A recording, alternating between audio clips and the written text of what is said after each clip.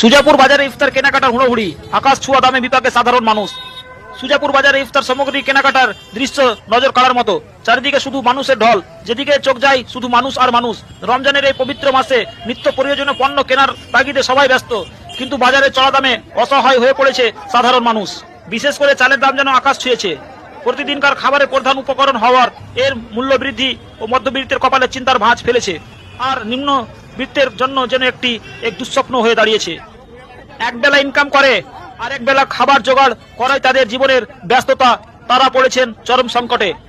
কাজ নেই, আয় কম, অথচ বাজারের প্রতিটি জিনিসপত্রের দাম লাফিয়ে লাফিয়ে বাড়ছে। সাধারণ মানুষ দিশেহারা। এই মূল্য বৃদ্ধির লাগাম টানবে কে? জীবন যুদ্ধের এই কঠিন বাস্তবতায় অনেকে প্রশ্ন ছুড়ে দিচ্ছেন, টাকা পাবো কোথায়, কিভাবে সংসার চলবে? সংযমের মাস, অথচ বাজারে দ্রব্যমূল্যের লাগামহীন উদ্র গতিতে সাধারণ মানুষের জীবন হয়ে পড়েছে এক দিশেহারা।